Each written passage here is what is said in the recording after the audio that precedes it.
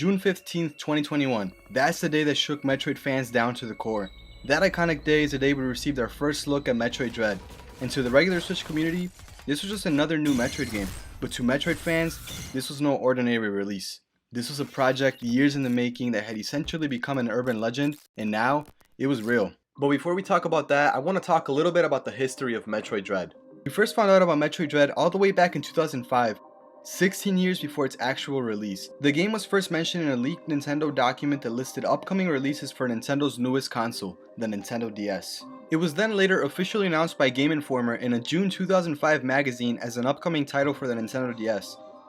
According to the moderators of the online forums, the game still had the 2D art style we saw in Metroid Fusion, and the story took place after the events of that game. And I actually found one of those old forum posts. I'll toss it up here on the screen for you guys to read, but it was pretty interesting to see the fans' thoughts of the game at the time. And at the time, all that we had was a title, but seeing that title drop had fans really excited and eagerly waiting for more information. One of them even emailed Nintendo asking for more information on the game, but Nintendo replied by saying that they don't talk about rumored games. The fan then emailed Craig Harris, a journalist from IGN, and asked if the project was real and if it was going to be a 2D game. You have to remember that all the information sources weren't from Nintendo, but rather other third parties advertising this information. IGN had apparently received a private screening of the game's plot, so they had more information than the rest of the population. Craig said that the game was indeed the real deal, and that it even showed up in the E3 documents, but since it wasn't shown in E3, he said to expect to hear about it at a future date. And that was it. That reply took place in September 2005, and we wouldn't hear anything else about Metroid Dread until February of 2006.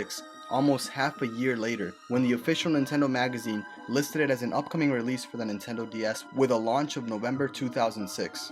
The next monthly volume dropped the November 2006 date for a more vague, just regular 2006. This information stayed the same for the next 3 volumes before eventually being dropped from the upcoming titles page in June of 2006. Something that I did find really interesting though was all the additional information we received in the April 2006 volume. This volume said, "Currently lurking behind a dark veil of mystery, Metroid Dread looks set to be a 2D Metroid game created specifically for the DS and its capabilities. We're hoping to hear the first solid information at the E3 game show in May, so watch this space." Unfortunately, we never got any additional information revealed in May. And that was pretty much it for the early development, just the name drop and little bits of pieces of information. Fans wouldn't hear anything else about Metroid Dread until the release of Metroid Prime 3, in which a scannable document said, "Status report, Metroid Project Dread is nearing the final stages of completion."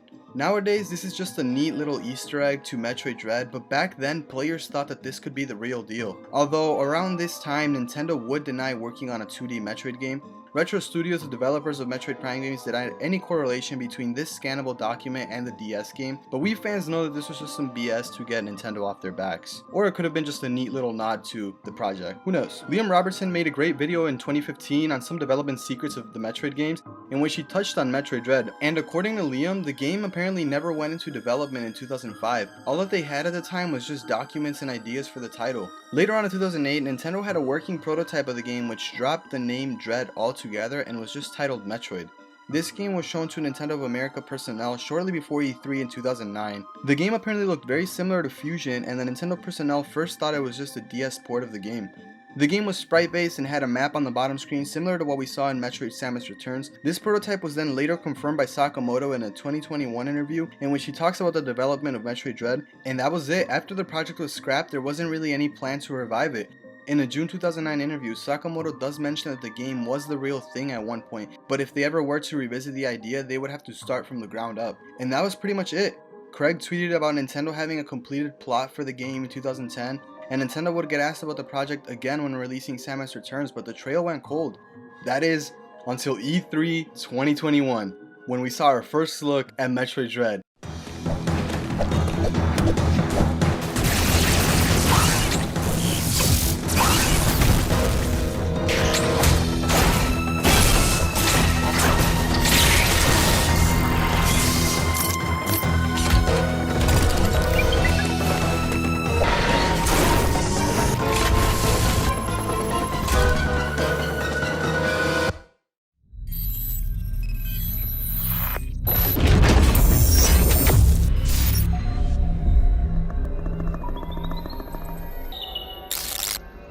And we didn't have to wait long. A little over 3 months later, and us fans finally got our hands on Metroid Dread. And let me just say that this game lived up to the hype. I mentioned in a previous video how the Nintendo Switch revolutionized every franchise. We had Breath of the Wild, an open world Zelda game with tons of different weapons, the ability to do dungeons in whatever order you please. The possibilities were just endless. Then we got Mario Odyssey, which incorporated both 3D and 2D platforming elements into its world design. On top of that, I had the capture mechanic with Cappy. Metroid Dread took this same approach and shook things up completely. The game begins by summarizing the events of Metroid Fusion, ensuring that players are familiar with the Metroids and the X-Parasites. We then jump into a cutscene which shows a living X-Parasite in a nearby planet. We learn of the Emmy, which I'm going to be talking about later, and I'm so excited to talk about them. And after the Federation loses communication with the Emmy, it is up to Samus to check out CDR, since she is the only one that's immune to the X-Parasite. And this is where things get shaken up completely. Normally, previous Metroid games have you start at the surface of the planet and slowly work your way through the depths to get to whatever objective. But not Dread. Metroid Dread skips all of that early exploration and takes us straight to the planet's depths. Except, it's different.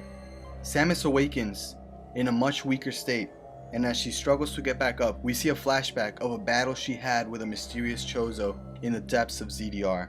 And from this flashback, we can make out one thing. Samus is no match for this mysterious Chozo. But as she wakes up lying down, the lingering question still remains. Why wasn't she eliminated? We make our way to the navigation room and communicate with Adam and fill him in on what has happened. From there, we get one clear command: get to the surface and get to our ship. If you thought Metroid Fusion did a phenomenal job invoking fear upon the player, then play Dread, because oh my god, this is such a good switch up to the otherwise not so broken formula. And this is what I'm talking about with revolutionizing a franchise. Some of you might say, oh, this is normal, it's a new game, it must have a new story. But a complete 180 on the otherwise not broken formula is so welcome.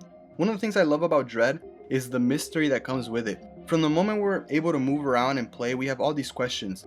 Who is this Chozo? What does he want? Why didn't he eliminate Samus? There is this mystery component that just never seems to go away. The game does an incredible job at setting the stage and hooking you in from the very beginning.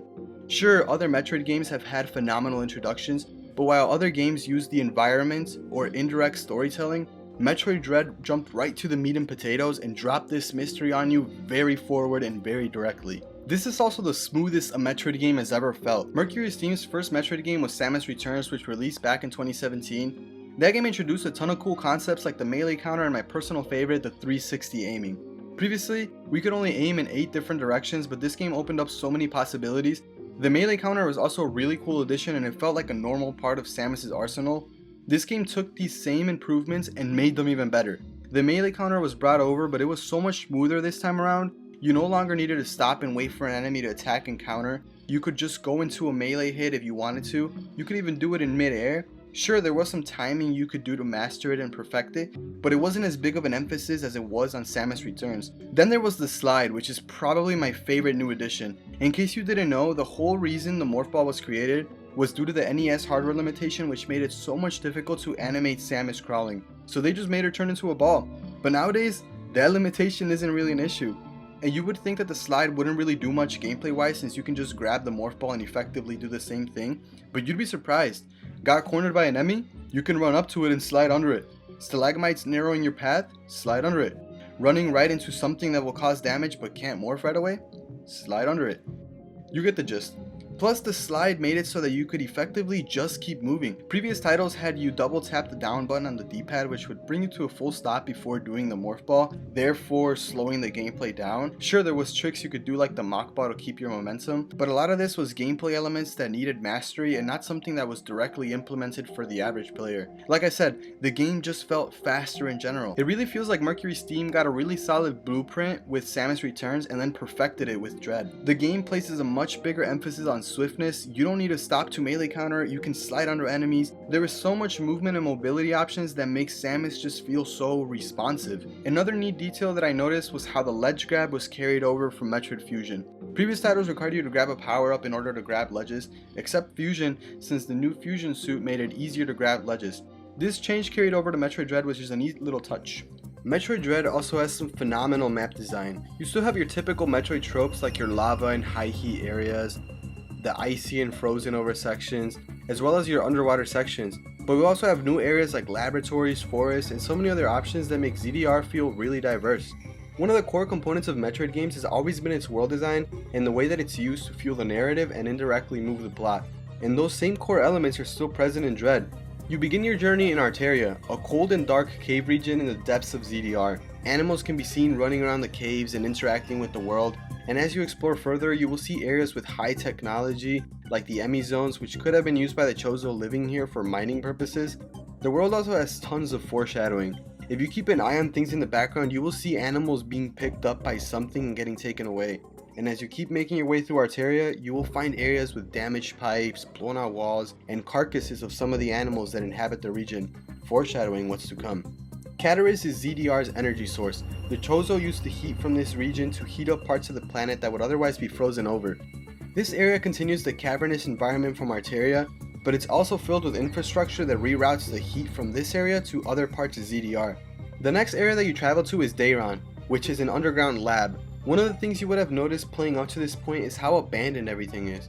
Dayron is this huge laboratory space with a bunch of high-tech equipment. Cataris has this huge factory-like setting that is used to heat up the planet. All of this equipment points to some sort of high-intelligence society, yet we don't see any of that here. The area is abandoned with nothing but natural critters roaming these sites. These high-tech labs are now filled with webs and dust, suggesting that it's been uninhabited for a while now. After you fully activate the power, you will see all of the lab fully lit up and really pick up on the little details. You will see experiment containers with critters that are alive and follow your every movement. The next area, Berenia, is this underwater region of the game. Here you will find more abandoned laboratories that are completely submerged in water. Nature is seen starting to take over as moss and coral are now growing through the walls. I couldn't help but think of The Last of Us when going through this section. Something about the overgrowth really reminded me of that game. Berenia also has some of the best music in the entire game, and it's what I've been using in a lot of this video. You then get to travel to Frenia, which is this royal castle feeling area, and during my first playthrough, I really thought that there would be some sort of encounter with Ravenbeak here, kind of like a mid-game checkpoint showing you that hey, you are getting stronger but you're still no match for Ravenbeak. This section is filled with tons of Chozo statues, red carpets, banners, and imagery showing that this place was once like a capital of sorts, where all the Chozo congregated and lived. We then get to go to my favorite region, Gabaran. Metroid Dread looks phenomenal on the Nintendo Switch, but this region in particular is just chef's kiss. The lush green biomes with the large overgrowth of the trees and the glowing plants just looks so good. There is just so much going on in the background that makes this world feel real and believable. Plants literally react to you, and so do enemies. Just look at how this plant closes up the moment Samus fires a shot. The next area, Elan, is very similar to Frenia but looks a lot more royal. Similar Chozo statues are present and the place is littered with purple banners suggesting royalty. The key difference between Elan and Frenia, however, is the state of the area. While other areas in the game look beaten down and abandoned, Elan looks like there was an active struggle going on in this area. We know this is a spot Ravenbeak managed to contain the X-Parasites, but from the looks of it, it wasn't an easy task. The area is wrecked with lots of broken statues, torn banners, and just wrecked machinery. Then we have the surface. We have finally made it to the top, Hanubia. But instead of sunshines and rainbows and our ship, we have dark and clouded skies filled with thunderstorms, suggesting that this isn't the end. Samus is in the storm, both literally and figuratively. This section is quite small and is mainly used to drive the plot further, but I love the imagery we get in this region. I'm a huge anime fan and I couldn't help but feel like I was in the Hidden Rain village when going through some of these rooms. When I stop the rain, ferret out the intruder with your jutsu. The last region we go to isn't even on the planet, but instead it's its atmosphere. Itarash, Ravenbeak's ship and lair. When we get here, we see that same style of architecture and decorations as Frenia, except this time it's pristine and not destroyed, showing us that Frenia was Ravenbeak's castle or lair at one point until he was forced to retreat to the sky. ZDR's world design is also brilliant. Let me ask you something. When you first played through Metroid Dread, did you ever get lost? I bet that the vast majority will say that you didn't, and that's because of the brilliant world design of ZDR. Metroid Dread is very linear in nature. There aren't a lot of options to get to your objective, but the game never directly tells you where to go. It's the world design that guides you. While previous entries like Fusion had a navigation room that gave you exact coordinates on where to go, Metroid Dread keeps a linear approach but lets you, the player, figure that out. Metroid Dread also introduced so many good quality of life features. For this video, I decided to replay Metroid Dread in the hardest difficulty, Dread mode, where one mistake means game over. And believe me, I got a ton of those. But backtracking to the place you got eliminated wasn't as bad because major events like boss battles and enemy zones created an autosave for you. You could just go right back to the entrance. This was such a nice feature that made beating Dread mode so much more enjoyable. Dread also introduced a completion percentage on the map screen that shows how much progress you've made in a region when it comes to collecting all the items. This was a huge help when going back into 100% my save file. Like previous Metroid games, Dread also has a lot of backtracking, but the way that it's utilized here feels so much different. Every time you go back to an area, you don't spend a lot of the times in rooms you've already trekked. Usually, you unlock a new path right away with whatever new power-up you have attained. It focuses on keeping the gameplay moving and eliminating a lot of the guesswork. And that's the biggest thing I noticed playing Dread. The whole world design complements all of the new mechanics perfectly. Arteria is filled with caves and natural obstructions. Enemy zones are filled with pipes and ledges that force you to use the new slide mechanic and get comfortable with it. And this goes for every area in the game. Mercury Steam just made it feel so natural and not like a forced gameplay element. There are plenty of games that introduce new concepts, but a lot of the times it becomes more of a hindrance or annoyance when it's kind of forced onto the player. Metroid Dread incorporated all of these new mechanics not just to its world design, but its enemy design too, and this couldn't be more noticeable than when you enter the enemy zones.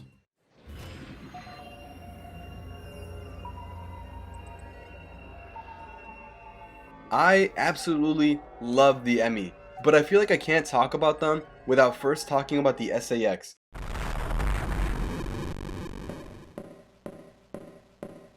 An X-Parasite copy of Samus from Metroid Fusion.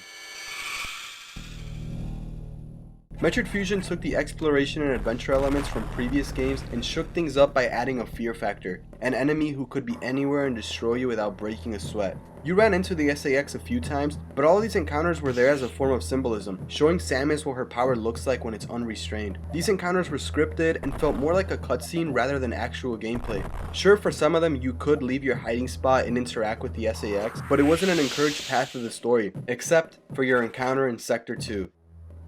This encounter was different. There was no hiding spot, there was no way out. The only way forward is to face the SAX here and now. And what came next was probably one of my favorite moments in the entire game, as Samus does everything in her power to escape the SAX.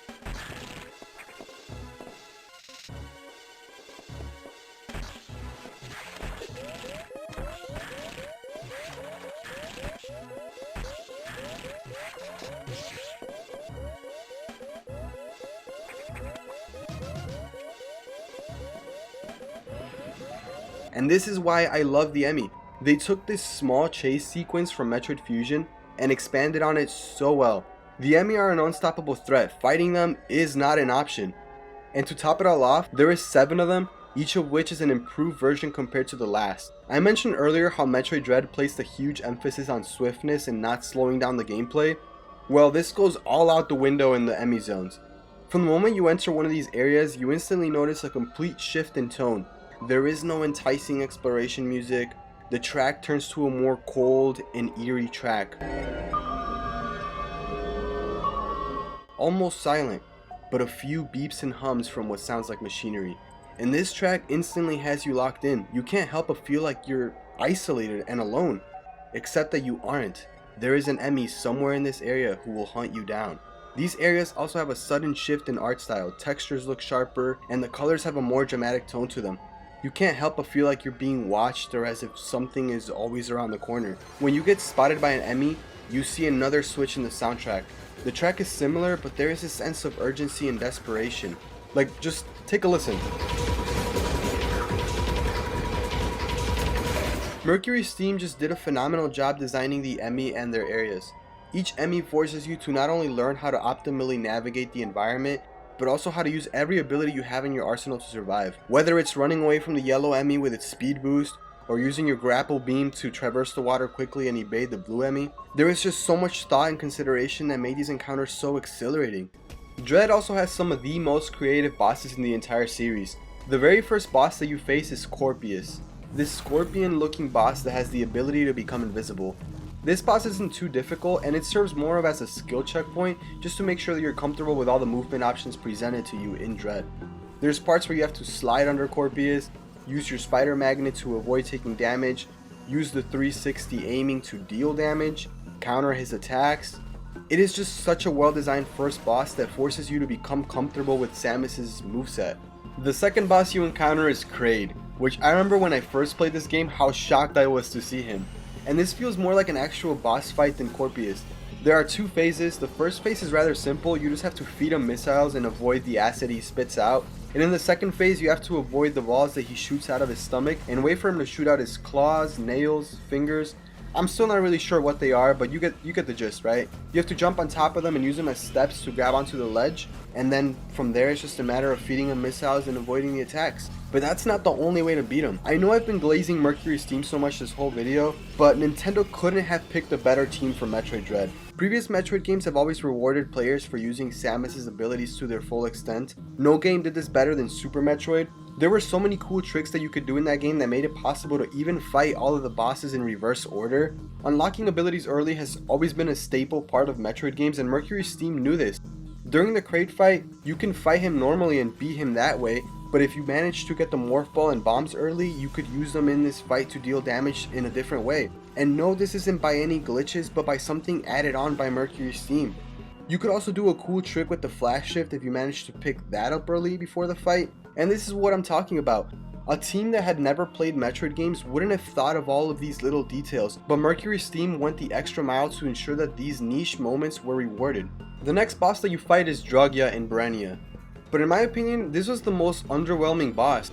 Drugya didn't really have any cool attacks or anything special. You kinda just sat there, drained the water, and then fed him missiles. When the game first released, I remember I got into speedrunning after my first playthrough, and one of the biggest time savers involved skipping this boss, which I totally did not mind at all. The fight was also just super easy. When making this video, I decided to revisit the game in Dread mode just to make sure I had everything fresh on my mind, and I literally beat this boss first try. But what do you guys think? Am I reaching here, or is my opinion valid? Because in my opinion, Drugya is kind of the worst boss in the game. The next big boss that you face is SQ, this electrified beetle looking boss, and this was such a cool boss. It's only one phase, but man, this was a tough thing to beat. Look, I know it's a skill issue, but the amount of times that I died to his storm missile attack is insane. The whole fight, you are just on the back end dodging everything he throws at you until he charges in and finally lowers that electricity that surrounds his body. This is the only time that you can deal damage, but despite his electricity being down, he's still going to attack you. Whether it's that storm missile attack or the electric orbs that release shock on the ground. But once you figure out his attacks, the fight isn't too hard, but those storm missiles he shoots, I swear have aimbot or something. Once you beat him, however, you unlock the most busted power up in the entire game, the storm missile.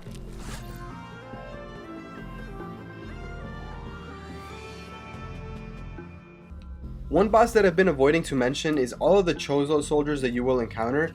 Most of these encounters play out the same, and there's quite a few of them, but once you unlock that storm missile, these Chozo soldiers go down so quickly. Like, I remember the first one literally took me so many missiles, but once I unlocked that storm missile, dude, the fight ended in like less than 15 seconds. I was just blitzing him. The next boss you face is my favorite boss in the entire game. I'm talking about Experiment C57.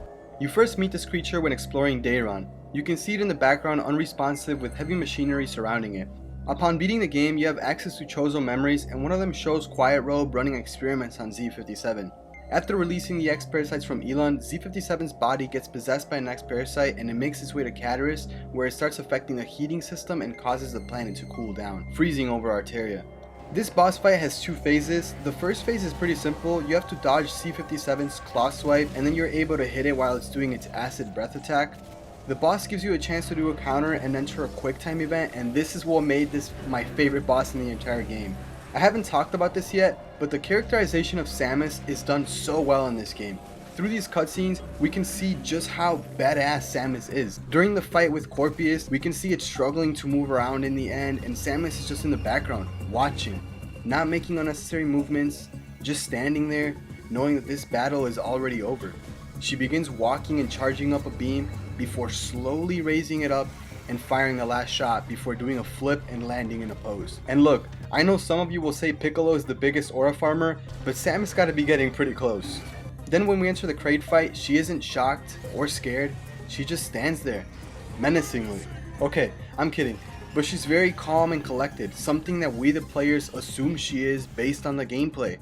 I'm sure we can all think of a title where the gameplay makes Samus look like this strong and collected person, but then the cutscenes throw all of that out the window. And this is why I love this boss fight. Z57 is this giant, menacing creature, yet Samus stares it down, unfazed. During the quick time event, Samus literally holds its head while feeding it missiles as it runs all around the room. It's just so cool to see. Once you end up dealing enough damage, you get to trigger its second phase, where if you're skilled enough, you can hit a Shine Spark and get an insta-kill on Z57. I tried to do this so many times, but I could never get the Shine Spark to trigger. Samus would always perform her jump, or I would miss the Shine Spark. But this is another instance of the attention to detail Mercury Steam put into this game. If you hit the Shine Spark, it literally lines up perfectly with the cutscene that plays after you beat C57. Absolute cinema. Golzuna is the next boss, and is essentially the evolved version of one of the enemies you have seen around. This is a pretty interesting boss because it foreshadowed something we would see later. One of the characteristics of X-Parasites is that they tend to make enemies stronger and more aggressive. This can be seen in the Chozo soldiers, Experiment C57, and now Golzuna. This is a pretty easy boss as long as you use the flash shift to avoid all of its attacks. Our final boss is Ravenbeak, something we all expected. And he is so fitting for a final boss. This fight forces you to use almost every ability you have in your arsenal. You have to use your power bombs to destroy the sun-like orbs he makes. You also have to shoot down the black orbs he sends you, jump around the beam barrage. There's just so much going on with this boss. I remember during my first playthrough that I spent at least 2 hours trying to beat Ravenbeak, and this was on a 100% save file, mind you. One of the cool things about Ravenbeak is that he shares a lot of the moveset that you have. There are times when he flash shifts and just pulls up right in front of you. This is also the only fight in the game that has 3 phases, each of which gives Ravenbeak a completely different moveset. After you end up defeating Ravenbeak and crashing down to the surface, we get to see Ravenbeak in his final form. And one of the things that I mentioned when talking about Golzuna is how it foreshadowed to something that happens later on. And this is what I was referring to. Similar to Golzuna, Ravenbeak gets infected by an X-Parasite and undergoes an evolution to something bigger, stronger, and far more aggressive than its previous state.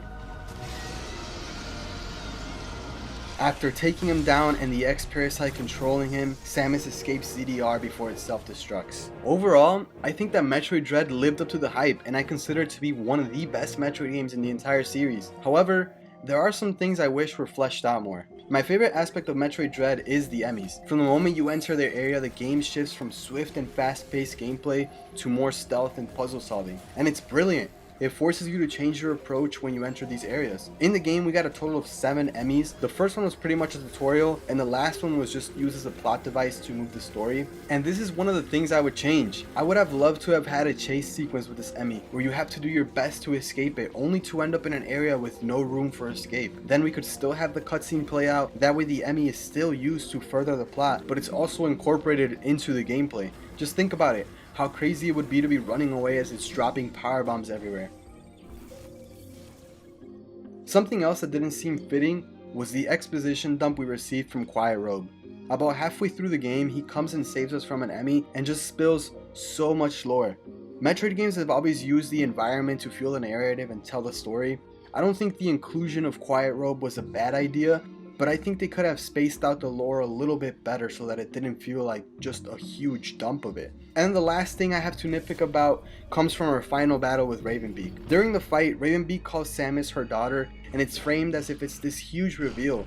In my opinion, it didn't really add anything significant to the story.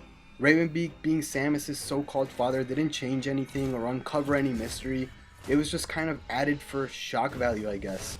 But besides these things, Metroid Dread was amazing. I mean, I wouldn't make a 30-minute video yapping about a video game if I didn't like it. I especially liked the twist that Samus was never communicating with Adam, that it was Ravenbeak the whole time. And if you were keen on the dialogue, you would have picked up on how he never used his signature line. Any objections, lady? I will say, when I first played the game, I never expected this, and it caught me so off guard. Metroid Dread is the last game in the timeline and a worthy ending to the series. Sure, I would love to see future titles that continue the story from here, but if the story was to end here, then I wouldn't be disappointed.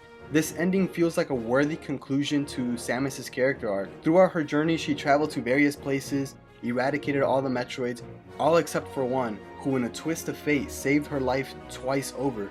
First in Planet Zebes, and then as a vaccine to counter the X parasites. The ending of Metroid Dread brought these things full circle, where the Metroid DNA inside of Samus has transformed her into a Metroid, making her the very thing she sought out to destroy. It's a good spot for the story to end, but I also would like to see where things go from here. The Emmy feel like they were specifically created by the Federation to counter Samus.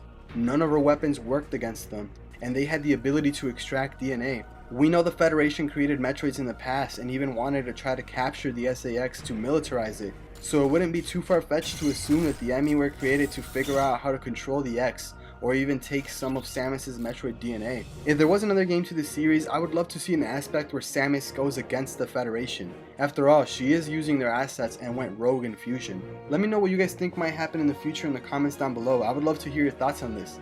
Thank you all so much for watching. I had such a fun time making this video. If you guys want to keep hearing me yap about video games, feel free to subscribe down below.